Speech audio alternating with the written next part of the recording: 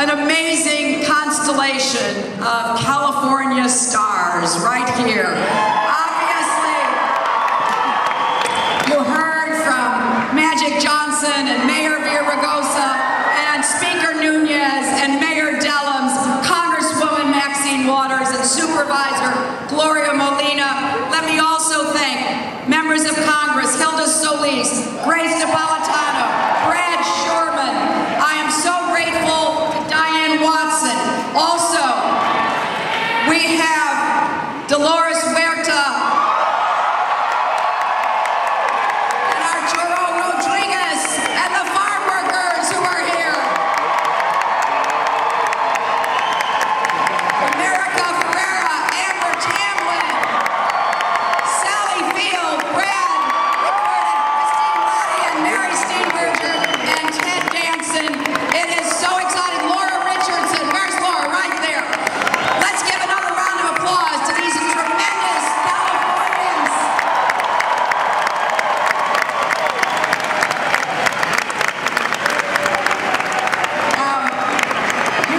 You've heard some pretty good speeches already.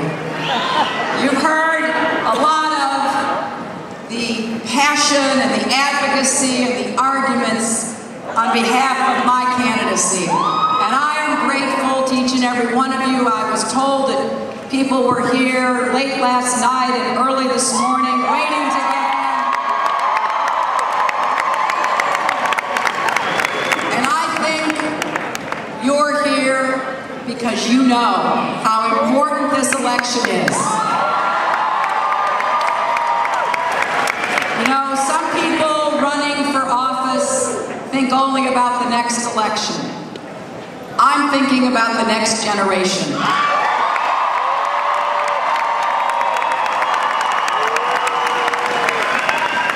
Leaders come along every so often in our country who mobilize all of us to know we can be better than we are. And it's particularly important for young people, for the students here and people starting out in your lives and careers. Because part of what America has always meant is that every generation leaves our country better off for the next. You know, it's like leaving the light on or the key under the mat to welcome you into a limitless future of potential.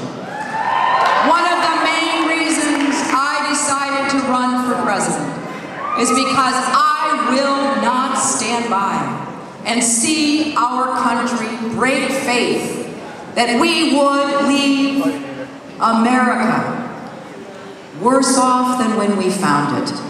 There is no guarantee that we remain a great country. It is up to each of us in our own way, in our own time, to make the contributions, to set the goals and achieve them together. I know we can do better than we have, and I am convinced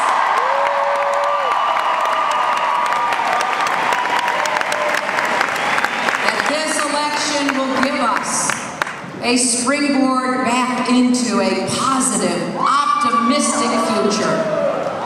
You know, 40 years ago, Bobby Kennedy came to East LA, to South LA.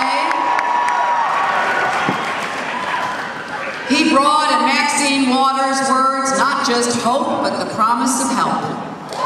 He said, we're going to tackle these problems from poverty to injustice to inequality. And I was very proud to know that that campaign engendered so much excitement and passion. Around the same time, there was another leader here in California, Cesar Chavez.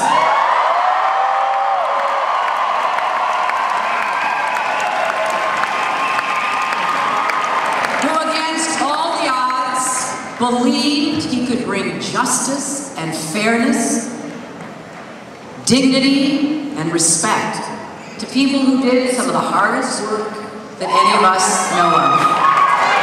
And it wasn't easy, and it didn't happen overnight, but he persevered, and we're all the better for it.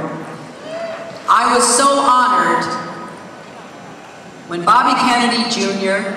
and Cesar Chavez's grandson decided they not only wanted to support me, but they wanted to speak out and make clear that what we need today is what Bobby's father and Cesar's grandfather knew had to be part of the promise of change. That is, we need a doer, we need a fighter, and we need a champion once again to get up every day in the White House and make sure the people of our country are the ones who are in charge, who are taken care of.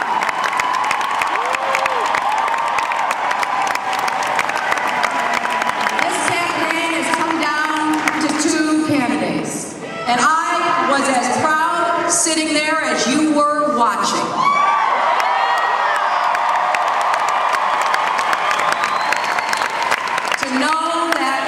Whichever one of us emerge, we will make history. We will change America's future. But it's not just about making history in a symbolic way. It is about changing lives for the better. It is about whether we can fix the problems, meet the challenges, seize the opportunities that await. I offer in this campaign a record of making positive change, of standing up with those who are voiceless, powerless, hopeless, year after year.